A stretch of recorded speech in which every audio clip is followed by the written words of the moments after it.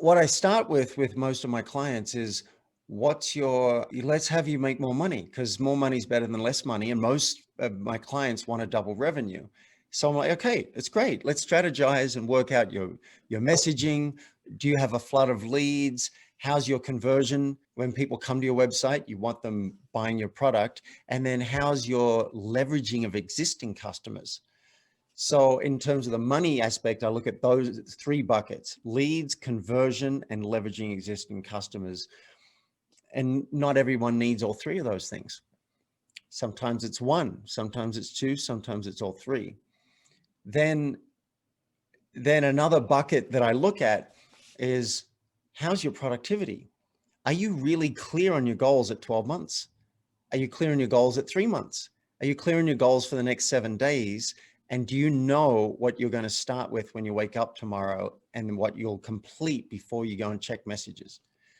So, that's in the bucket of productivity. Then we need to look at how you work. When you sit down to work, are there distractions? Can you say, this is what I will do over the next 2 hours, and boom, it gets done? Most people can't. And that's fine. That's the way the mind works, but it's quite possible. And then the last piece in that productivity bucket is your mindset. Do you see challenges as challenges and opportunities, or do you see them as problems and something to really be upset about? That's an example of mindset, and who knows what's going to go in. I just spoke with I love how you talked about a client might say something and then I'm listening for the bigger picture Mm-hmm. and seeing I might see how it fits with something else. As a client I just did a coaching session with today, it was a little laser session because she had problems with one of her clients. And the client was expecting a reply on the weekends and late at night and like that. Now we could have just handled this, but my question is, where else in your life are you not setting appropriate boundaries? Who else in your life could use some training in how to be with you and how to support you? Maybe it's the kids, maybe it's a husband, maybe it's the ex-husband, maybe it's some staff, maybe it's yourself, maybe you're not respecting your own boundaries. So we get to look at the bigger picture and she can make sense of it in terms of her whole life. And now she's interested in how to train this client to be with her and communicate, because now she can then take that and apply it everywhere else in Mm-hmm. her life. I just set a boundary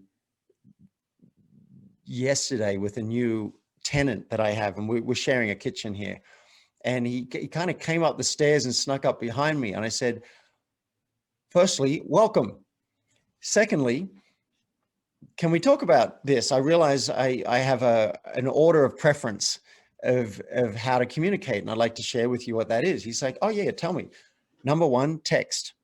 Number two, if it's more urgent than that and you haven't heard back from me, call me. Number three, if it really can't wait and you haven't heard back from me, yell out, hey, David, coming up the stairs. And my fourth and least favorite would be coming up behind me very quietly, right? Now he's like, okay, great. Now he knows the order of preference and the hierarchy.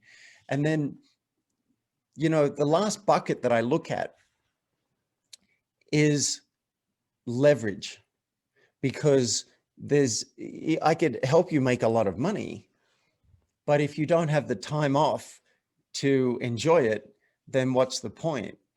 So the last bucket is leverage. So we look at, what is your genius zone? What do you love to do and that perhaps no one else can do as well as you? And then let's get a list. And this is the not to do list. We have two lists. The not to do list. This is what I agree not to do now. I will not check Facebook before 4 o'clock. I will not check email messages until I've done my two most important things. Whatever. You have a list now, and then you have a dream not to do list. This is what you want to be on your not to do list. You're not ready yet because you still have to handle a lot, but it might be your accounting, might be your taxes, your bookkeeping. It could be hiring.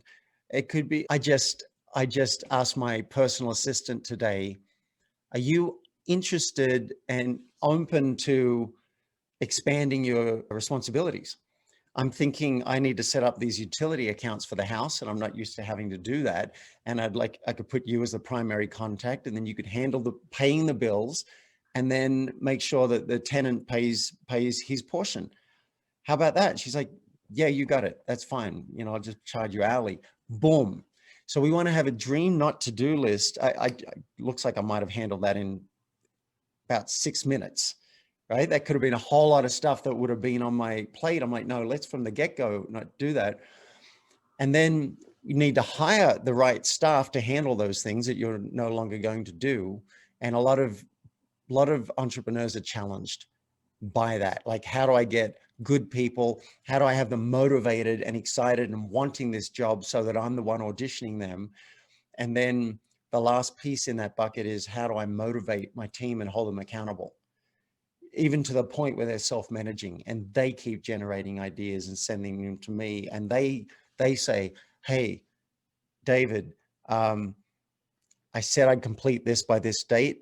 It's going to be 2 days late. Is that okay with you?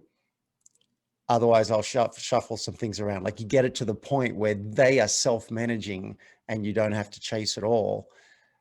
So long answer, those are the three big buckets: money, productivity, and then still related to productivity, it's really about leveraging your time.